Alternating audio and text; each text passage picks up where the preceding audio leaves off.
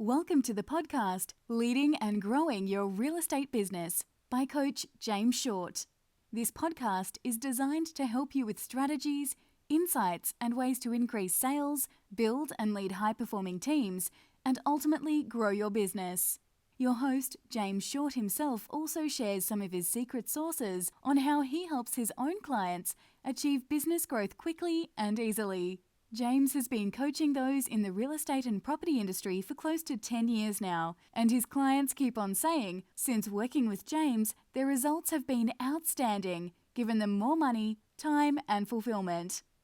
James is offering a free strategy call to those listening to see how he can assist you to take your business to where you want to go. Simply go to jamesshort.com.au/strategy and book in a time today. Now on with the show.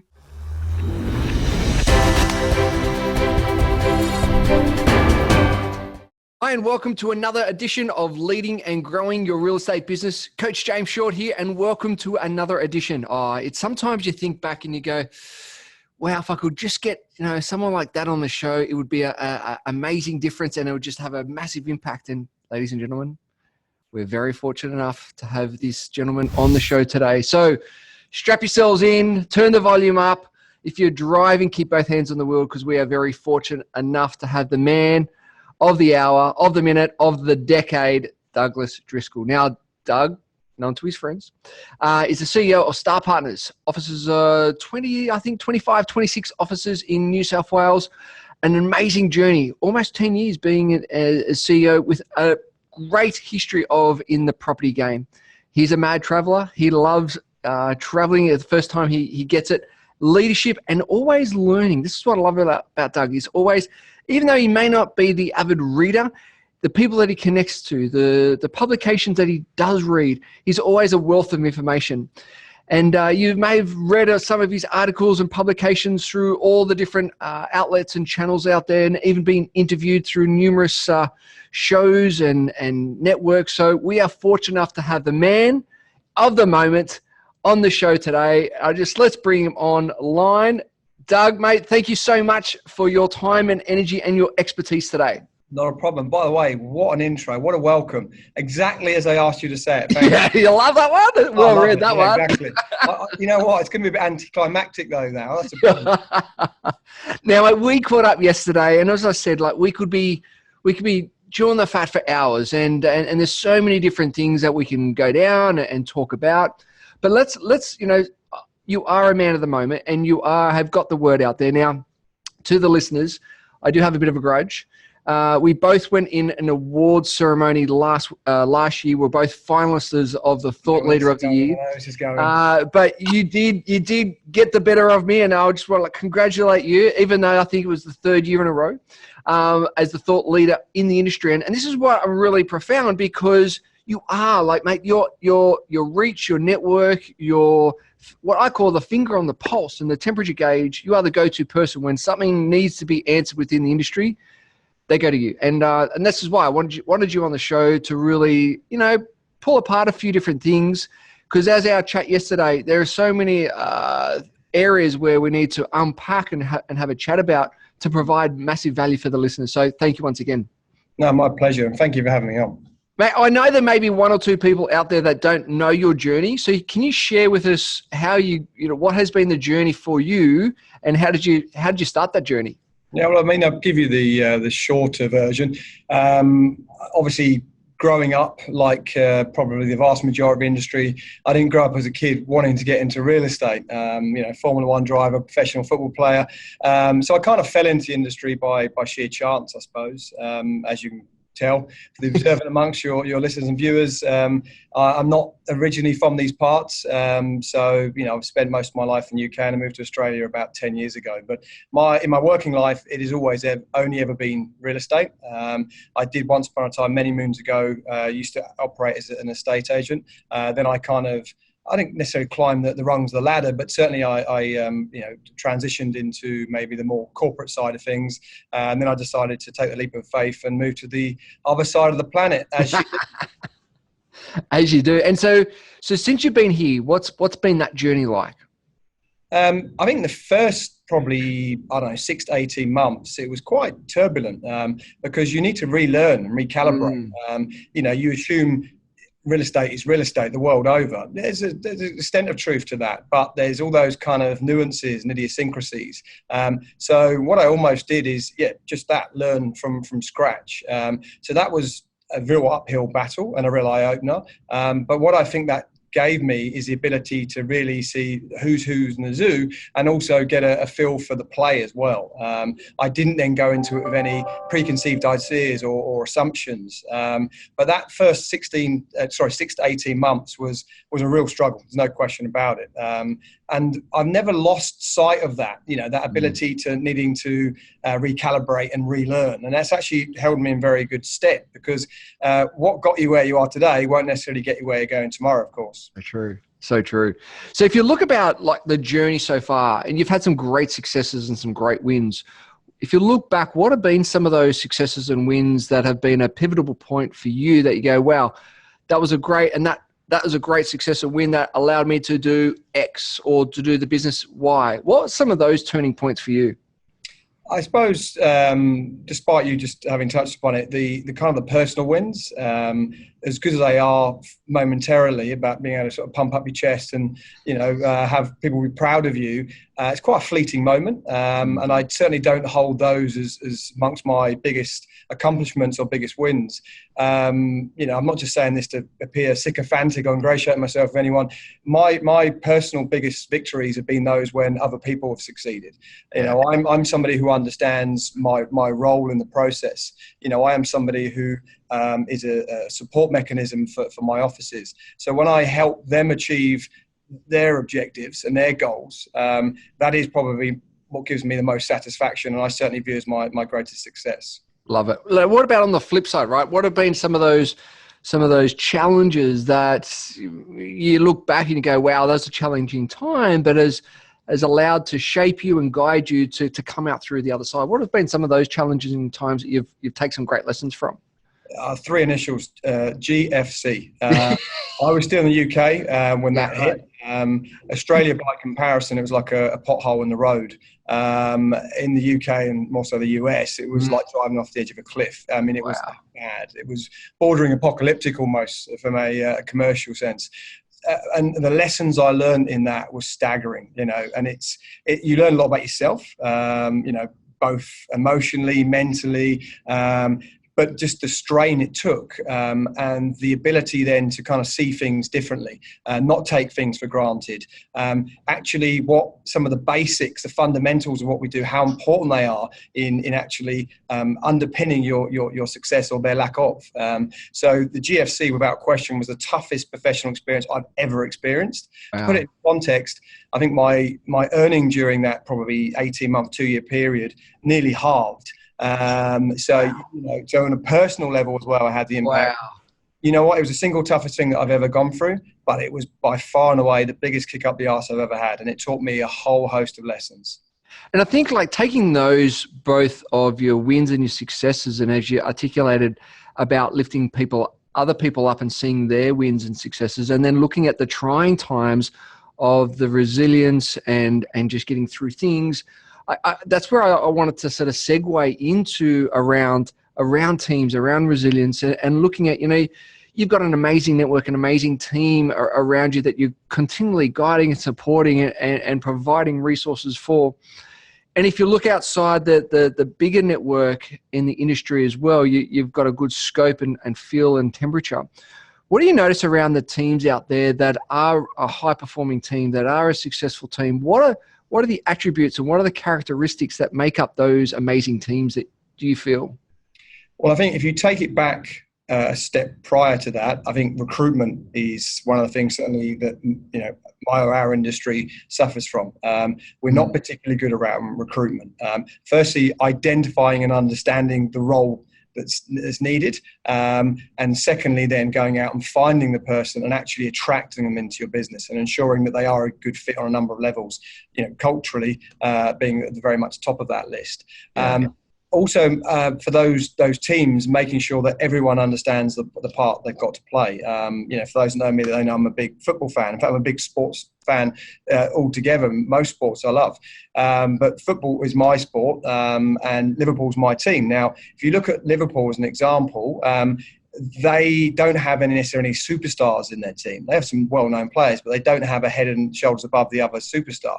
But every single player in that team has a very clearly distinguished role. And I think that's one of the things that we need to really understand, the actual objective of that person working there. So yes, you need to find the right person, attract them, recruit them, but also give them a very robust job description. They know at all times what it is they're doing and how they basically play a part within that team or organisation.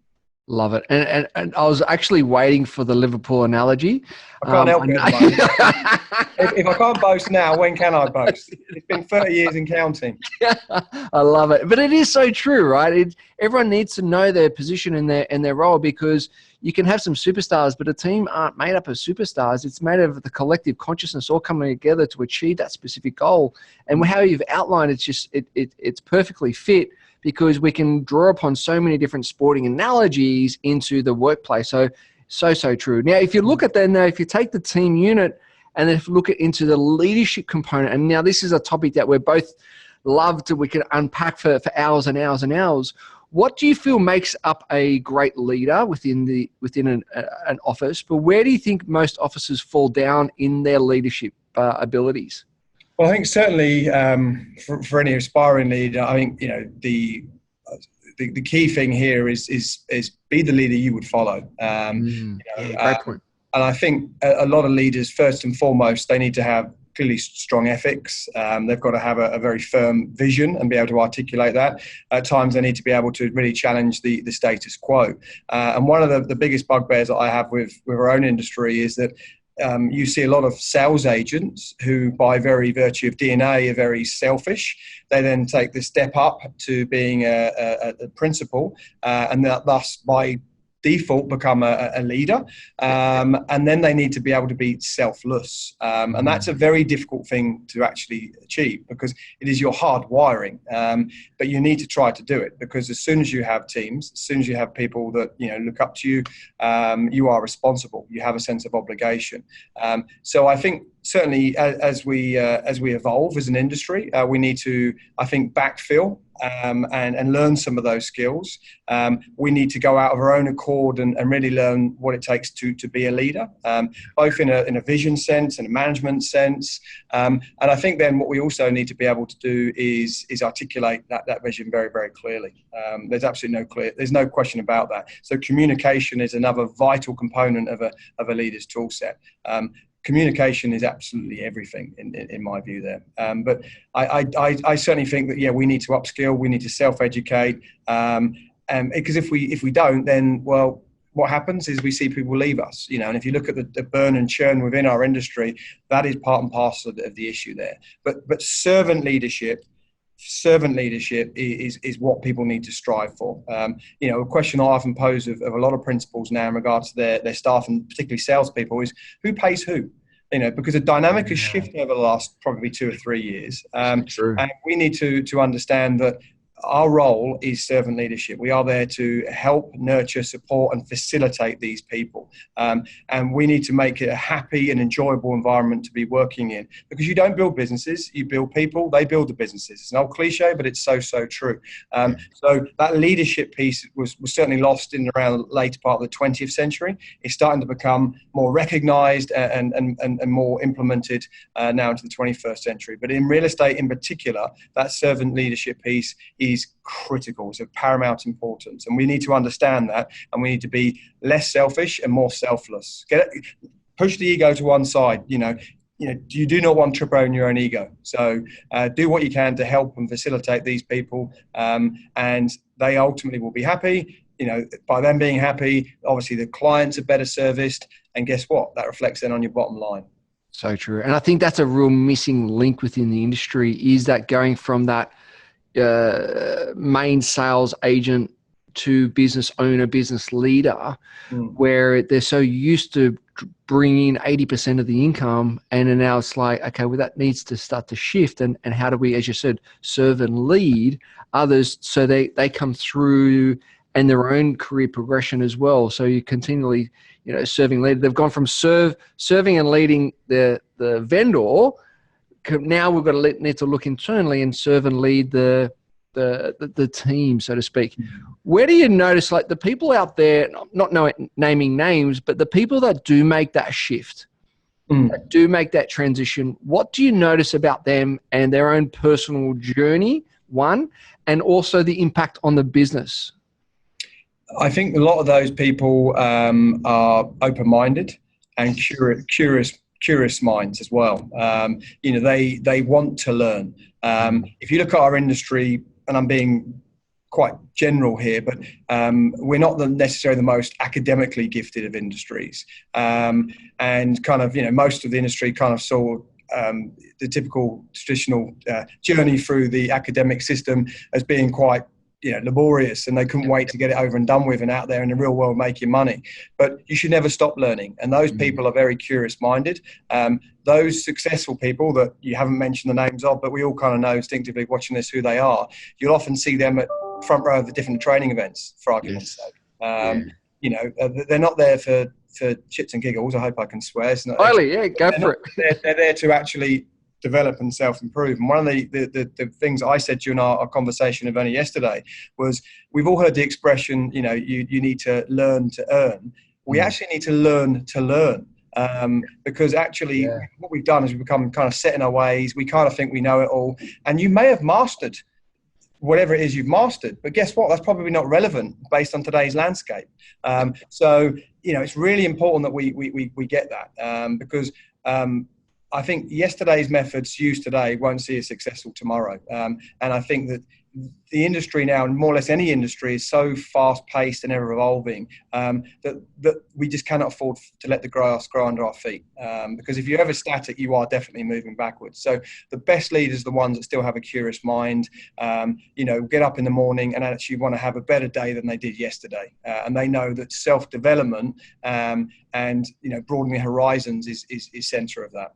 Love it. So true. So many different aspects of that just rings so true. So fantastic. What about those?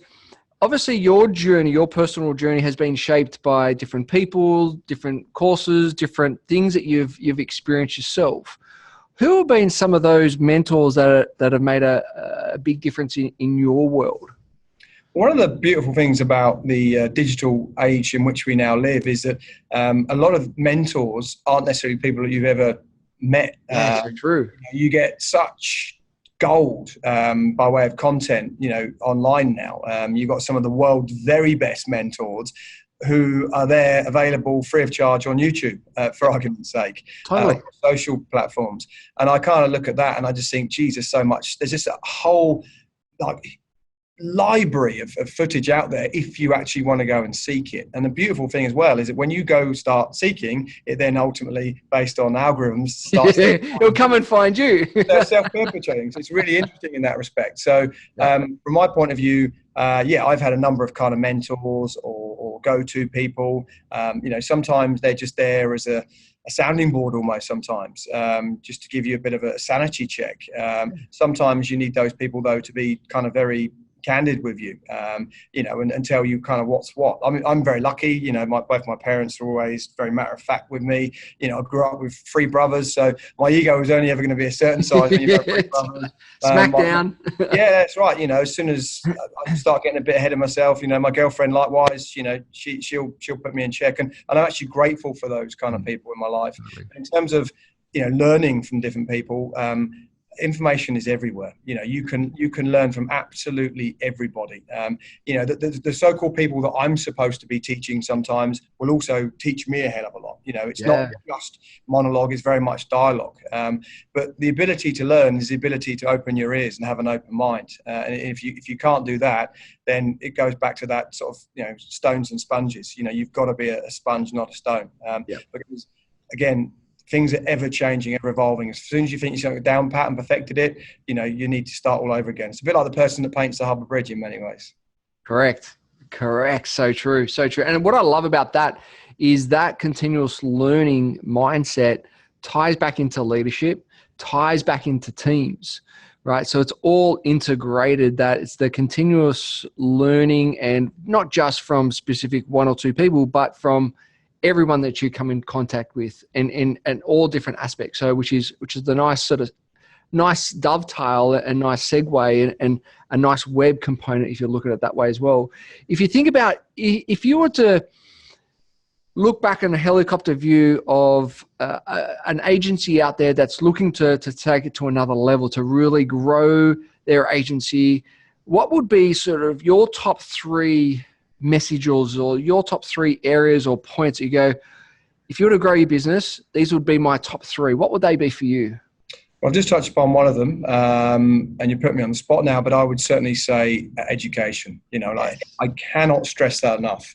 An analogy I've used only very recently in a conversation with an office last week was, if you think about the amount of time that we spend actually practicing or learning our craft, and then opposed to actually doing. I mean, imagine if you had like a heart surgeon who did the same thing. It's crazy, really. So we need to spend a lot more time learning and practicing what we do. I think personally, you need to commit to one piece of professional development per week at the very, very least. Yeah. I also then think that curious mindset, actually get out and about, see what others are doing, what models are working for them, what methods are working for them. Is there anything that can be learned and implemented then into your own business? And I think thirdly is the ability to not lose sight of the customer. I know that sounds ridiculous, but I think, we touched upon the sort of digital age and all this technology. I think we're drowning in technology a little bit. And I think a lot of agencies now are actually using it as a replacement of some of the stuff they do. Now, obviously, yes, you can automate certain processes, but we need to double down on the human connection, because that is what's keeping us in a job. That is what essentially is saving this industry from disintermediation. So that is why people come to us in the first place. They want their hands held through the process. So the good agencies are the ones that kind of go away and look at these things and understand what it is at the very center of what they do. And that is a little thing called the customer. Sounds bloody obvious, but sometimes we do lose sight of that. And I suppose the other one is about being honest, introspective, self-reflective, and actually giving yourself an honest assessment and scorecard. Sometimes I think a lot of us, me included, sometimes we actually think we're a lot better at these things than we actually are. And I think that going out and actually assessing and getting some real, honest, raw feedback from others is imperative. I think absolutely imperative. And I don't think we do that enough. What I love about those four components is that it all relates back to the person in the mirror. It's not a fancy widget. It's not a fancy piece of tech. It's not a fancy piece of a new shining ball or a rabbit hole. It's the person in the mirror can have the massive change. And having that growth mindset, having that learning capability, looking at you as a person can make a massive difference for your business. So I think that's one of the biggest pieces of gold right there. It all starts with the person in the mirror. And we can look at that and unpack that and work on yourself the most, because that's going to come through your leadership. It's going to come through your team. That's going to come through your customers. So it's looking at all those components. But once again, as you said, it starts with the person in the mirror. So fantastic. Awesome. Yeah, I agree. And I think certainly, when it comes to recruitment, you're going to be able to attract the right staff because they ultimately will be a reflection on your philosophies and beliefs. And, it's all well and good you being a visionary and wanting, to learn more and self-develop and the rest of it.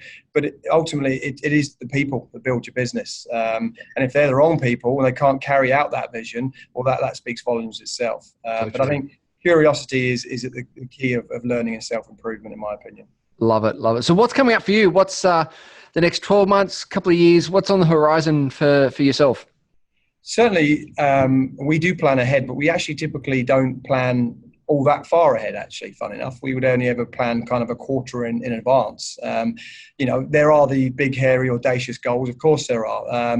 But what we typically do is take things in bite-sized chunks, and we look at the here and now and the immediate future, because the reality is, beyond the immediate future, it's very difficult to predict clearly. So our view is to double down on our services. Again, I said from the outset that we don't lose sight of who we are and what we do. I have a belief system that, I work for my offices. I'm an extension of their team, opposed to being the other way around. So just continuing to add value wherever we can, and hopefully continuing making a difference. But just, without sounding a bit cliched, with quoting Bette Midler, being the wind beneath their wings. Who thought I'd I won't ask you to bust out a tune, so that's okay. I was thinking about it, actually. Oh, that's fantastic. Mate, really appreciate your time, energy, experience, everything today. I know you're a super busy man. I know we could be talking for hours, but I just wanted to acknowledge you and say thank you once again, and all the best for the future. Thanks, mate. Appreciate your time.